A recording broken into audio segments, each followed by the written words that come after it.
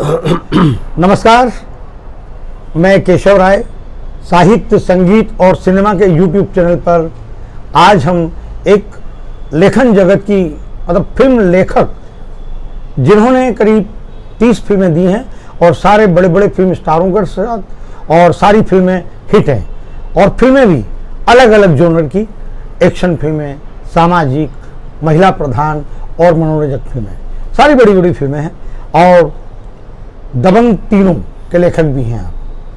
अब अगर कहा जाए तो जैसे कि मैंने मनोरंजक कहा, अंदाज अपना अपना, सलमान और आमिर खान, महिला प्रधान मीनाक्षी दीक्षित, मीनाक्षी शेषाद्री, देखिए तो इस तरह से अलग अलग जोनर की फिल्में दी और यादगार फिल्में पूरे अंतर्राष्ट्रीय सिनेमा में बिल्कुल छाई रही वो फिल्में और आज भी याद की जाती है। तो विश्व हिंदी अकादमी, जो विश्व हिंदी दिवस है, अभी हम एक विश्व हिंदी दिवस 10 जनवरी पर एक कार्यक्रम कर रहे हैं और सर को भी उसी कार्यक्रम में आमंत्रित करने भी आए हैं। और क्योंकि सिनेमा और गीतों ने फिल्मों को विश्व स्तर पर समृद्ध किया है और लेखन के आपकी जो लेखनी से हिंदी को और समृद्ध हुई, लोकप्रियता मिली है। तो दिलीप शुक्ला जी के निवास पर हैं हम, इनसे निवेदन किया, इन्होंने आज समय दिया, तो नमस्कार दिलीप जी। बहुत धन्यवाद आपने समय दिया। तो पहले तो हम ये जानना चाहेंगे सर कि जो आपकी लेखनी का जो कमाल है, धमाल है, तो नई पीढ़ी ये जानना चाहती है कि दिलीप शुक्ला जी ने अलग अलग जोनर की जो फिल्में लिखी हैं, यादगार फिल्में, तो आपका संघर्ष के दिनों में कुछ संक्षिप्त में बताइए। देखिए, ये फिल्में अलग अलग जॉनर की जो लिखने को मुझे मिली, ये तो एक अवसर की बात है कि आपको अलग अलग काम करने को मिले। हाँ, वो काम में अच्छे निभा गया, अलग अलग रंग की फिल्में अच्छी लिख गया, ये भी एक कृपा है ईश्वर की। और किसी भी अगर हम हुनर में देखें, किसी भी काम में हो, चाहे वो चित्रकार हो, गायक हो, म्यूजिक देने वाला हो, अगर कामों के रंग अलग अलग निभाने को मिलते हैं तो मज़ा भी आता है और एक रचनात्मक आदमी निखरता भी है। तो मेरे साथ ये हो गया कि मेरी शुरुआत घायल से हुई और घायल पहली फिल्म थी जो एक्शन थी, तब भी सोशल फिल्म थी, वो जस्ट थ्रिलर नहीं थी, उसमें भी एक सोशल बात थी। तो उस तरह से भी दामिनी भी एक बलात्कार के विषय पे फिल्म थी जिसमें अच्छा काम करने को मिला और अंदाज़ अपना अपना एक out and out commercial entertaining film थी, पूरी कॉमेडी फिल्म थी उसमें। तो ये मौके मिले और ये मौके हमारे डायरेक्टर राजकुमार संतोषी जी ने मुझे दिए। उन्होंने लगा कि मैं ये भी लिख सकता हूँ, ये भी लिख सकता हूँ, और उन्होंने मुझसे एक तरह से लिखवा लिया। तो उसके आगे सिलसिला चल रहा है दबंग तक अपना। संघर्ष की बात आपने की केशव जी, तो संघर्ष तो ये है कि जब आप जीवन में कुछ लक्ष्य करते हैं और आपको लगता है कोई आप ऐसा कार्य करना चाहते हैं जिसमें समय भी लग सकता है और उसकी अनिश्चितता भी है, क्योंकि बॉलीवुड में आना और ये मन करना कि आप स्थापित यहाँ हो जाए एज ए राइटर या एज ए एक्टर जो भी है, ये अपने आप में बड़ा काम है और उस वक्त में और डिफ़िकल्ट काम था जिस वक्त मैं यहाँ पे आया था। तो ये ज़रूर था कि बचपन से मुझे ये था कि मुझे लेखक बनना है और मैं रायबरेली का रहने वाला हूँ, डिस्ट्रिक्ट रायबरेली उत्तर प्रदेश का हूँ मैं, और मेरा गांव जो है दलीपुर है। तो वहाँ मेरा शुरुआत में मेरा जन्म हुआ और शुरुआती पढ़ाई भी वहाँ पर हमने वहाँ पे शुरू में की। तो स्कूल के दिनों में मुझे थोड़ा सा ये रहता था कि मुझे मन करता था मैं बोलूँ, कुछ लोग मुझे सुने, मैं कुछ लिखूँ, किसी को सुनाऊँ, ऐसा मेरे नेचर में था। तब मुझे पता नहीं था सिनेमा क्या होता है। उसके बाद में फिर कोई फंक्शन था स्कूल में और उस फंक्शन में मैंने अपने सर से बोला, हमारे हिंदी अध्यापक जो थे, मैं बोला सर मैं इस फंक्शन में ना भाषण देना चाहता हूँ। तो स्पीच नहीं, भाषण देना चाहता हूँ। तो भाषण से मैं बड़ा प्रभावित होता था कि एक नेता आया और उसने अपनी बात रखी, इतने लोगों ने सुनी, तालियां मारी।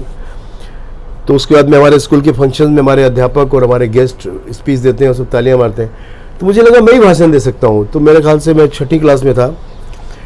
तो हमारे अध्यापक ने बोला, मुस्कुराते बोला कि हाँ तो दो भाषण, कौन रोकेगा।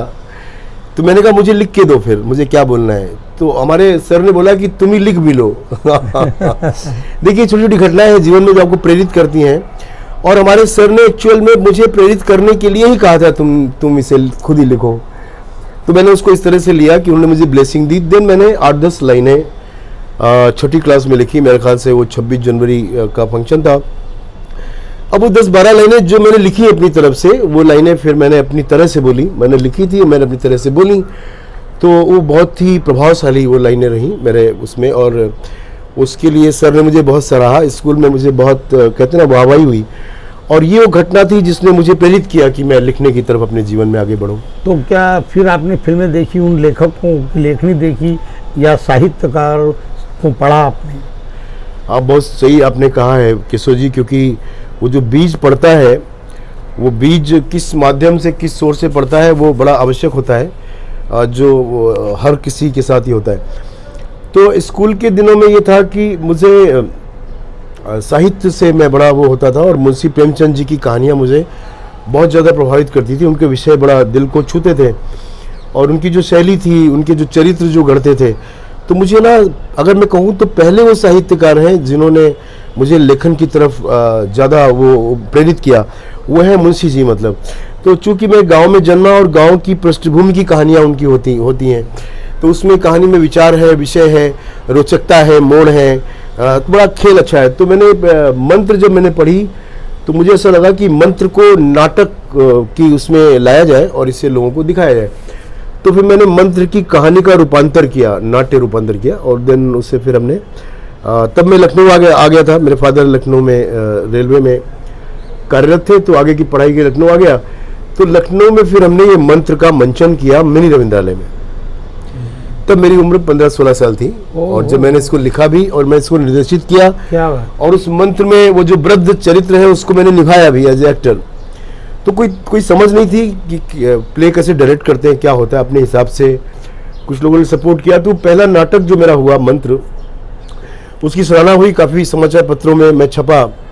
तो फिर उसने मुझे किक दी, मुझे ऐसा लगा कि नहीं, मैं लिख सकता हूँ और मुझे लिखना चाहिए। देन फिर लखनऊ में मैंने 1-2 नाटक और किए, लेकिन चूंकि फादर रेलवे में थे और फादर दिख रहे थे कि एक सुरक्षा जीवन की हो जाए अपने बेटे की, तो चाह रहे थे खास तरह की पढ़ाई जो ज़रूरत है वो हो जाए और किसी काम से मैं जुड़ जाऊं। लेकिन तब तक मैं एक पतंग बन चुका था, मुझे पता नहीं था कि मैं एक उड़ान की तरफ हूं। और मैंने फादर को बोला, मैंने कहा कि मुझे लगता है कि मैं ये नाटकों में ज़्यादा आनंद मुझे आ रहा है, शायद मैं कुछ वो कर नहीं पाऊँगा जो आप मुझे कह रहे हैं, तो ये मुझे आप करने दें। तो उन्होंने कहा इसमें क्या भविष्य है? मैंने कहा अभी मैं शुरू हुआ हूँ, फिर देखूंगा, लेकिन मुझे लगता है यहाँ मेरा कुछ हो जाएगा।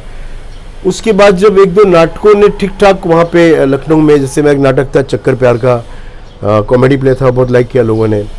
फिर एक प्ले हमारा था नमकीन बेगम का गरम मिजाज, मैंने उसी वक्त में लिखा था, भी ह्यूमर था।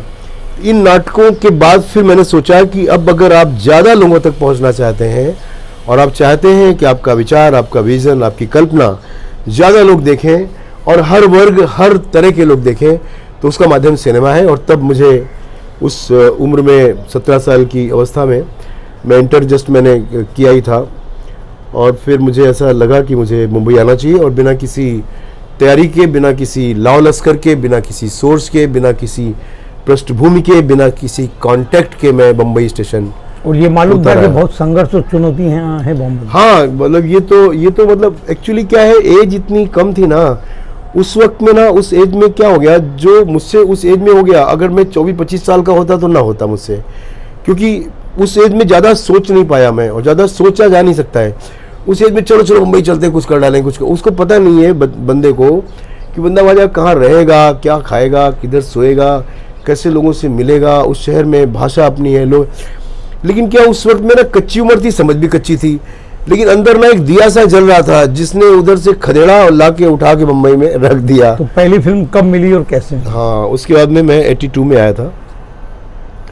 82 में मैं आया अपना मुंबई, और जैसा कि ये शहर है, तो आप आए हैं तो आप कहाँ रहेंगे, कहाँ सोएंगे, क्या खाएंगे, कौन आपको जानता है, आप कौन आपको जाने, इस सब में लगा 2-4-6 महीने, साल भर, 2 साल। उसके बाद 1-2 साल तो आपको लग जाते हैं शहर को समझने में, ईस्ट ये है, वेस्ट ये है, ये गाड़ी यहाँ जाती, ये स्लो है, ये फास्ट है, बहुत सारी बातें हैं। मुंबई एक अलग तरह की संस्कृति है मुंबई की शहर की, उसको समझने में लगा। दिन सीधे आप फिल्म वालों से मिल नहीं सकते, और मिल भी सकते हैं तो ऐसे फिल्म वालों से नहीं मिल सकते जो सीधे आपके काम से जुड़े, आपको जोड़ें। लेकिन क्या है, मन में एक यकीन था कुछ कर जाएंगे, तो अपना चल रहा था जीवन। फिर मैंने यहाँ भी नाटकों की शुरुआत की, और मैंने यहाँ भी अपना एक ग्रुप बनाया, अपना आकृति थिएटर करके मैंने ग्रुप बनाया, और उससे मैंने यहाँ भी वो प्ले रिपीट किए जो हमने लखनऊ में किए थे। उसके बाद फिर धीरे धीरे हम, एक समय ऐसा आया जब वो टाइम आ गया जब मेरे कहते हैं ना, प्रयासों का परिणाम मुझे मिलना था, क्योंकि कहते हैं कि प्रयासों में अगर आप बिल्कुल जिम्मेदार हो जाएं और आप पूरी तरह से मन और सारी अपनी इंद्रियां लगा दें और पूरे विश्वास से आप लग जाएं कि ये परिणाम आपको पाना है, तो मिलता है। और मेरी शुरुआत हुई घायल फिल्म से, और पहली फिल्म में मैंने संवाद लिखे घायल में, और संवादों की सराहना हुई, और पहली फिल्म को राष्ट्रपति पुरस्कार भी मिला। और उस फिल्म से फिर मैं एज ए संवाद लेखक मेरा एक परिचय हो गया, और फिर आगे क्योंकि राजकुमार संतोष जी भी लेखक, हाँ, उनके साथ लिखना मतलब बड़ी चुनौती थी सर। हाँ, लेकिन आपने, हाँ, पहली फिल्म थी हमारी, राज्य की एज ए डायरेक्टर पहली फिल्म थी, और राज्य की स्टोरी स्क्रीन प्ले उसमें था, तो राज्य की अपनी तैयारी बहुत अच्छी थी। और जब मैं जुड़ा तो उन्होंने मुझे इतने अच्छे से पूरी स्क्रिप्ट से जोड़ लिया, और ये भी है कि मैं उनके एक्सप्रेशन को और उनके विजन को और उनके नरेटिव को अच्छा समझ गया था कि ये किस तरह की स्क्रिप्ट है और ये क्या चाहते हैं मुझसे एज ए संवाद लेखक।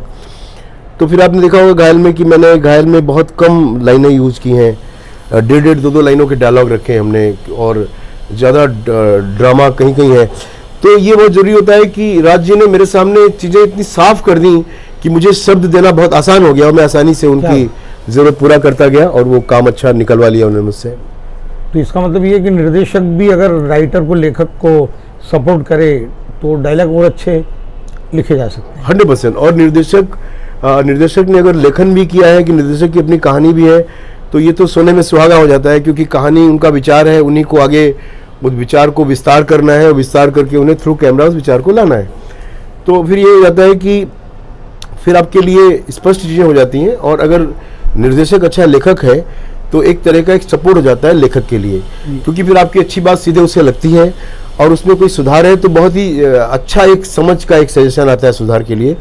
तो मैं तो कहूँगा कि मुझे राज्य अकेले निर्देशक हैं जो अभी तक इतने लोगों के साथ काम मैंने किया है, लेकिन राज्य एक ऐसे निर्देशक हैं जो बहुत अच्छे लेखक हैं, और मैंने उनसे बहुत सीखा है, और बहुत ही प्रेरणा मुझे मिली है राज्य से। अंदाज अपना अपना और घायल दामिनी के बारे में कुछ? हाँ, अंदाज अपना अपना का ये था कि घायल जब कामयाब हो गई फिल्म, और हम सब कामयाब हो गए, क्योंकि फिल्म कामयाब होती है तो हर परिंदा उड़ने लगता है, हालत ये थी, तो बड़ा आनंद का विषय था, और हम वाकई काफ़ी खुश थे उन दिनों। तो ये डिसाइड हुआ कि घायल एक बदले की कहानी है, और एक लड़के के जीवन बहुत दुखदाई हो जाता है, भाई उसका मर जाता है, और भाभी जो है वो आत्महत्या कर लेती है, लड़के का समाज में, और उस तरह से बहुत काफ़ी कुछ हलचल थी उस फिल्म में। एक युवा काफ़ी हताहत हुआ था, एक युवा ने काफ़ी दुख झेले थे, और फाइनली एक युवा हिंसा पे उतर आया था। ऐसी एक कहानी हम सब जुड़े थे। तो ये चर्चा हुई कि अब थोड़ा सा ह्यूमर की तरफ जाएं, और थोड़ा सा एक कॉमिक वे में कुछ काम करें, ताकि हमें भी करने का आनंद आए, और अपना लोग भी हमारे एक अलग रंग को देखें। तो राज्य ने जब बात ही हमारी टीम के साथ शेयर की, हम सब लोग जब बैठे थे, तो सब ने कहा कि हाँ, बात तो ठीक है। फिर कुछ ही दिनों में एक नया डेवलपमेंट हुआ, और इसमें प्रोड्यूसर विनय सिन्हा जी आए, और राज्य जी ने एक प्लॉट बनाया अंदाज अपना अपना का, जो प्लॉट उन्होंने हमसे शेयर किया, और हम सब सुनते ही उछल पड़े, और हम काम पे लग गए। उसके बाद फिर अंदाज अपना अपना की शुरुआत हो गई, और धीरे धीरे वो एक्टरों के जोड़ने के साथ। सुपरस्टार थे उसमें। हाँ, दो थे, 2 आप थे, 4 सुपरस्टार थे। तो उसमें लकली कास्टिंग बहुत अच्छी हो गई थी उसकी। आमिर खान, सलमान खान के अलावा भी अगर आप देखें तो अंदाज अपना अपना का सारे चरित्र जो है बहुत गड़े हुए हैं। मैं बताना चाहता हूँ अपने लेखक मित्रों को कि हास्य जो है, आज आप देखिए अंदाज अपना अपना के बाद इतने वर्षों में कितनी फिल्में, कितनी ब्रांड आ चुकी हैं, कितनी सीरीज आ चुकी हैं, कितनी 1 2 3 आ चुकी हैं, राइट ना। और 1 में अगर नाड़ा खींचा गया है तो 2 में मतलब ज़्यादा नाड़ा खींचा गया है, मैं ऐसे खुल के बोलूँगा। तो 3 तो आपकी। अगर 1 में कहीं डायलॉग में थोड़ी सी डबल मीनिंग रखी गई है तो 2 में वो डोज बढ़ा दी गई है। ऐसी कॉमेडी पिछले दिनों आई है, लगातार हास्य के स्तर को ना गिरा गिरा गिरा गिरा करके। लेकिन अंदाज अपना अपना कल्ट फिल्म इसलिए है क्योंकि अंदाज अपना अपना एक बहुत ही साफ सुथरी, क्लीन, बड़ी मजेदार फिल्म है वो, इसलिए अभी तक कोई ओवरलैप नहीं कर पाया उसको। और मैं अभी भी कहता हूँ विश्वास से कि अंदाज अपना अपना अगर ओवरलैप करेगी तो 2 करेगी, और यही टीम करेगी जिस टीम ने 1 बनाई है। क्योंकि तो हास्य में काफ़ी बिगड़ा है, विकृति आई हास्य के अंदर। और अंदाज अपना मैं जहाँ जाता हूँ यंग बच्चे उसको बार बार देखते हैं। कुछ लोग तो कहते हैं हमारा मूड खराब होता है तो अंदाज अपना अपना देखते हैं। मेरा मतलब है कार्य लेखन में, हास्य में करें, किसी में करें, लेकिन कार्य ऐसे करें जिनका चिन्ह वर्षों वर्षों तक बना रहे। ऐसा नहीं आपने किया और खुरच गया, एक दूसरी पिक्चर आई लोग भूल गए। आपके दबंग की भी संवाद बहुत हिट रहे हैं लोग। हाँ दबंग एक सिनेमा है जिस सिनेमा में देखिए पुलिस पे हमने गंभीरता से कई फिल्में की हुई हैं, जहाँ पे पुलिस की बलिदान पे बात की है, पुलिस के शौर्य पे बात की है, पुलिस के काफ़ी रंग हमने बताए हैं कि ईमानदार पुलिस वाला कैसे किस तरह का संघर्ष करता है अपनी ड्यूटी को निभाने के लिए और किस तरह के सेक्रीफाइस करता है, और जब उस पे आती है तो कैसे निभाता है ड्यूटी को। तो अभी दबंग एक ऐसी फिल्म है जो थोड़ा सा मसाला ज़्यादा है, उसमें ज़्यादा वो उस तरफ ध्यान दिया गया है कि भाई लॉजिक नहीं है इसमें। एक चरित्र है चुब्बू पांडे है जो नाचता गाता भी है और फालतू में कोई गोली चला सकता है, फालतू में कुछ करता रहता है, और आप इसको उसी तरह से लीजिए। वो कोई फिल्म संदेश नहीं देती है, ना कोई आपको मार्ग आपको दिखाती है। तो एक दबंग ना अपने आप में पूरी तरह से एक मसाला फिल्म है जिसको लोग ऐसे देख करके मजे लेके भूल जाते हैं, उसमें कोई बड़ा काम नहीं हुआ है। दामिनी महिला प्रधान फिल्म और नारियों को बहुत जगाया है, शक्ति दी है और खड़े होने और लड़ने की ताकत दी, उस फिल्म दामिनी के बारे में। हाँ, दामिनी का ये था देखिए कि राज जी भी खुद ऐसे लेखक हैं और ऐसे निर्देशक हैं जो अपने कामों में ना हमेशा चाहते हैं विविधता कामों में होनी चाहिए, डिफरेंट मूड होने चाहिए, जॉनर होने चाहिए फिल्मों के। तो क्या होता है, कैप्टन जब अपने आप में ऐसा होता है तो साथ वाले लोग भी उसके साथ वैसे अपने आप को मैच करने लगते हैं।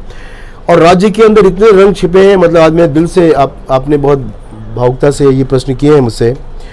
मैं कहना चाहता हूँ कि राज्य के अंदर अभी भी इतने रंग छिपे हैं जो सुरक्षित रखे हैं, जो भी कुछ दिनों में वो निकालेंगे, क्योंकि मैं उनको बहुत गहरा जानता हूँ। तो राज्य ने दामिनी का विषय सुना, अपना सुतानु गुप्ता इसके राइटर थे, दामिनी कहानी उनकी थी, वो एडिटर भी हैं फिल्म के। तो सुतानु गुप्ता जी ने कहानी राजी को सुनाई और राजी ने अगेन वो कहानी आके शेयर की टीम के साथ। तो राजी का ये था कोई भी काम जब वो सोचते थे ये करना है तो हम सबसे बात करते थे क्या लगता है इसको किया जाए। तो हमने कहा ये तो बहुत अच्छी कहानी है, सबने कहा। और फिर वो कहानी में हमने जो देखा कि एक मिडिल क्लास लड़की एक बड़े घराने में बहू बन के आती है और उसे मोहब्बत भी मिली है, प्यार भी मिला है, उसे सम्मान भी मिला है इतने बड़े घराने में, जबकि वो एक तंग गलियों में पली लड़की है। और उस लड़की ने जब एक उसी घर में अत्याचार देखा किसी महिला का, किसी कमज़ोर महिला का, तो वो कैसे अपने सुख को, अपने संसार को और अपने पति के प्रेम को और उसकी क्वालिटी को, उसके पतिमय उसके चरित्र को, सबको किनारे करके उसने उस स्त्री के लिए वो खड़ी हुई कि ये गलत हुआ है उसके साथ और इसका जो है वो एक अपराध है और इसमें दंडित वो लोग होने चाहिए, भले वो घर के हों। उसी का अपना देवर था उसमें। तो ये विषय शानदार विषय था। ये हम सब ने एक मत से विषय जो है उसकी सराहना की। और फिर क्या होता है कि जब विषय इतना अच्छा है तो आगे जब उसमें हम काम करने चले, जब उसकी स्क्रीन प्ले बना और जब हम डायलॉग पे आके खड़े हुए तो धीरे धीरे वो स्क्रिप्ट बहुत पावरफुल बन गई। और उसको हमने वहाँ पर भी हमने थोड़ा ड्रामा वामा के साथ हम गए और फिर फाइनली उसमें एक वकील का कैरेक्टर निकल के आया जिसे सनी देओल ने निभाया। और मीनाक्षी शेषाद्री ने उस किरदार में काफ़ी हद तक वो पहले ही बैठी हुई थी और एक संजीदा एक लड़की थी जो मध्यम वर्गीय परिवार की लड़की है, जो सच्चाई पसंद है और जो किसी भी गलत बात का विरोध करती है, जो बड़ी निश्चल है, बड़ी सरल है। तो ये विशेषताएं थी और कोई ऐसी इमेज भी नहीं थी किसी तरह की एक्ट्रेस की। फिर दूसरी जो लड़की जिसके साथ वो जो पीड़िता थी, जिसके साथ घटना हुई थी, तो वो एक मराठी एक्ट्रेस है और उनका मुझे इस वक्त नाम याद नहीं आ रहा। उनका भी बहुत बड़ा योगदान था क्योंकि उस चेहरे के साथ लोग जुड़ गए थे कि हाँ ये घटना इसके साथ हुई है और ऐसा कुछ है। तो बहुत ही अच्छा कैरेक्टराइजेशन फिल्म का था और कास्टिंग बहुत अच्छी थी। तो फिर उसके बाद सारे रंग भरे गए, फिर अमरीश जी का किरदार निकल के आया और फाइनली दामिनी भी एक बहुत ही शानदार फिल्म बन के आई। और अब तक वो बलात्कार के विषय में सबसे सर्वश्रेष्ठ फिल्म है। अब तक लोग दामिनी जैसी कुछ बनाने की कोशिश करते हैं, लेकिन मेरा फिर वही कहना है कि अगर आप देखें कि दामिनी में बलात्कार के विषय में निर्देशक और लेखक की ईमानदारी कितनी सही थी। आपको देखना पड़ेगा कि बलात्कार को लेकर संवेदनाएं कितनी सही थी राजकुमार संतोषी जी की और मेरी और पूरी टीम की। हमने कभी ये नहीं सोचा कि बलात्कार के दृश्य को हम बहुत ही ड्रामेटाइज करके और थोड़ा उसमें मनोरंजन ला करके और थोड़ा उसमें एक्साइटमेंट खड़ा करके हम इंटरटेन करें लोगों को। 5-7 मिनट लड़की संघर्ष कर रही है और उसके अंग प्रत्यंगों को हम दिखा रहे हैं, इस तरफ हम नहीं गए क्योंकि हमारी ज़रूरत नहीं थी। हमारी ज़रूरत थी वहाँ पर इस एक्ट को इस्टेब्लिश कर देना और एक लड़की के चेहरे में पीड़ा और उसकी आंखों में दर्द ले आना। तो ये बड़ी ईमानदारी थी। इसलिए बलात्कार के विषय पे उस फिल्म का आज भी जिक्र होता है, उसके डायलॉग का, उसकी कोर ड्रामे का। तो इसका कारण सीधा सा ये है कि बनाने के पीछे संवेदनाएं थी हमारी। हमने संवेदनाओं से इसकी रचना की है, हमने संवेदनाओं से संवाद लिखे हैं, हमें उस पीड़िता के प्रति हमदर्दी थी। तो इसलिए वो कार्य अच्छा हो गया है और कार्य वही कहते हैं ना, अपने मार्ग छोड़ता है, अपनी जगह छोड़ता है जिस कार्य के पीछे आप सच्चे होते हैं और आपकी ईमानदारी होती है, ऐसा मेरा मानना है। सर, आप इतने व्यस्त हैं और व्यस्त होने के बाद भी जब मध्य प्रदेश आप उज्जैन महाकाल बाबा के दर्शन करने जाते हैं तो मालवा के जो लोग हैं, कलाकार हैं, आपसे बार बार निवेदन कर रहे हैं कि एक मालवा पर एक फिल्म बनाना चाहिए और आपने उन्हें सहमति भी दी है। तो ये मालवा पर फिल्म और ये मैं क्या बताऊं आपको, देखिए अभी आप भी मध्य प्रदेश से हैं और जैसे अब आपके चेहरे पे जो एक हमेशा एक संतोष रहता है, एक चैन रहता है, एक सुकून रहता है, आप मुस्कुराते हैं तो बादशाहों की तरह मुस्कुराते हैं, तो ऐसे चेहरे मालवा में हैं। तो मैं जब उज्जैन गया तो उज्जैन में हमें नौतेज करके हमारे एक जानने वाले हैं जो यहाँ मुंबई में एक बैंक में कार्यरत थे, तो उन्होंने मुझे जोड़ा मालवा से और दर्शन हमने किए उनके साथ। फिर उन्होंने अपने कुछ मित्रों को बुलाया था होटल में चाय पीने के लिए हमारे साथ। तो वो जब वो 20-22-25 लोग आए थे, उसमें ये बात है 6-8 महीने पहले की। तो जब वो लोग आए और जिस तरह से हमारी जो चर्चा उनके साथ हुई और जो मैंने पाया उन लोगों में, तो मेरे मन में ऐसा खुद हुआ कि कोई काम यहाँ पे किया जाए। तो काम क्या, फिल्म बनाते हैं, सीधे सीधे फिल्म अपनी जगह है। तो वहाँ पर फिर हमने सोचना शुरू किया और हमने फिर तैयारियाँ की और अब हम मालवा में काम शुरू कर रहे हैं 2 फिल्मों के साथ। अभी हम पिछले दिनों होके आए हैं और वहाँ पे काफ़ी सहयोग के लिए लोग आगे आए हैं। सरकार भी मध्य प्रदेश की हमें सहयोग करेगी, तो वहाँ पर हम 2 फिल्मों के साथ साथ कुछ और शॉर्ट फिल्मों का माहौल भी बनाएंगे। और हम चाहते हैं कि मालवा में इतना अच्छा साहित्य है, मालवा का इतना, मतलब मालवा में क्या नहीं है, मतलब एक छोटे सी जगह के भी हजारों किस्से हैं और एक ऐसा है, और हर तरह का रंग है मालवा में। वहाँ के आप व्यंजन ले लें, वहाँ का आप भाषा ले लें, वहाँ का आप संगीत ले लें और वहाँ के लोगों का व्यवहार ले लें, वहाँ का आप स्वाभिमान ले लें, वहाँ का आप शौर्य ले लें, है ना। तो मालवा में मतलब क्या नहीं है, वहाँ का आप अध्यात्म ले लें, तो मतलब वहाँ पर महाकाल विराजमान है।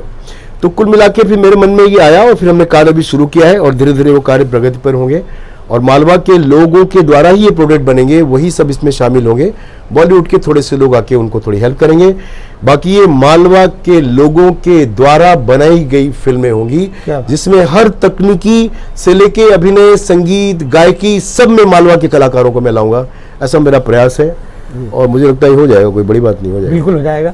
और हमारी शुभकामनाएं, बहुत शुभकामनाएं, बहुत सुना है, बहुत धन्यवाद किशोर जी, बहुत धन्यवाद, बहुत धन्यवाद।